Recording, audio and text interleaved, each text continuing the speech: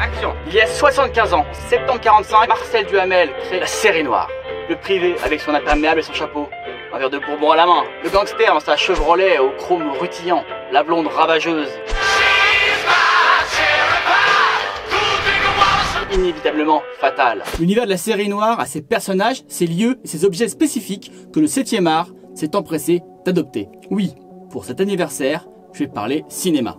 Oh non, pas ça. Symbole du roman policier, la série noire regroupe depuis sa création des auteurs fameux. Peter Chenet, James Deschaise, Albert Simonin... Eh Nico, calme-toi. T'as pas tous les faire. Raymond Chandler, Jim Thompson, Harry Cruz, Laurence Black-Andrew. Stop. Les titres de la série noire évoquent à eux seuls toute une ambiance. Au son des fifrelins, faisant et malfaisant, le pot-au-feu est assuré. Donc on va parler ciné et de 4 films adaptés de romans de la collection montrant l'influence des romanciers sur des cinéastes aussi différents que Melville, Alain Corneau, Tavernier ou John Boorman. 4 films, 4 grands classiques du genre, à voir ou à revoir.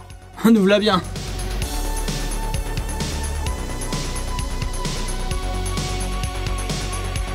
John Boorman signe ici un sombre portrait de tueur meurtri. Dépossédé de sa part du butin et laissé pour mort par sa femme et son ami qui l'ont trompé, Lee Marvin n'a de cesse de retrouver les 93 000 $ qui lui reviennent et pour cela affronte seul une puissante organisation du crime. Du roman de Richard Stark. Richard Stark, en fait, c'est un des pseudos de Westlake.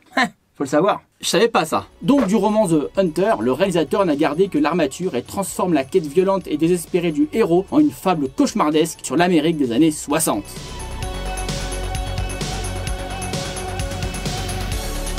En adaptant le deuxième souffle de José Giovanni qui relate la cavale parsemée de cadavres d'un truand solitaire interprété par Lino Ventura, Melville livre une photographie saisissante de la pègre des années 60. Évitant tout parti pris, Melville observe deux mondes qui s'affrontent, celui des flics et celui des truands. Comme dans toute son œuvre, c'est avec minutie et une précision chirurgicale que Melville démontre les mécanismes psychologiques qui animent les deux camps et signe quelques morceaux d'anthologie. Si voir un film de 66 te rebute, même si c'est un chef-d'œuvre, moi voir un film de 66, ça me rebute. Alain Corneau a sorti une nouvelle adaptation en 2007 avec Auteuil et Bellucci.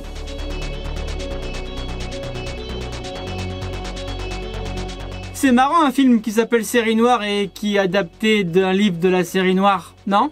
Série Noire, c'est la descente aux enfers de Patrick Devers, loser pathétique, voleur et assassin. Adapté de l'excellent polar des clics et des cloques de l'énorme Jim Thompson, Série Noire retrace la dérive d'un paumé pathétique qui se retrouve voleur et assassin par un dérapage incontrôlé de sa chienne de vie. Alain Corneau orchestre ce requiem pour un salaud dont la noirceur désespérée lui vaut une interdiction au moins de 18 ans à sa sortie en 1979. Je n'ai pas pu le voir à l'époque, j'avais 1 an.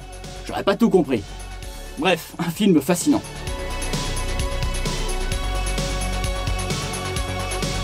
C'est dans l'Afrique occidentale française des années 30 que Tavernier a choisi de situer cette adaptation de Jim Thompson. Jim Thompson. Il y en a au moins un qui suit. C'est bien. Et on se calme là. Hein? Ce film est adapté du numéro 1000 de la série noire. Son titre, 1275 âmes. En anglais, en version originale, c'est Pop 1280. Ils ont eu des pertes lors de la traduction. Bon ok les gars, on va traduire le prochain bouquin de Jim Thompson en français. Roger-Tuticolle. Ok? J'ai le titre, il est marqué là, c'est Pop 1280, ok? Ok. C'est bon, je l'ai. Ça veut dire 1275 âmes. Voilà.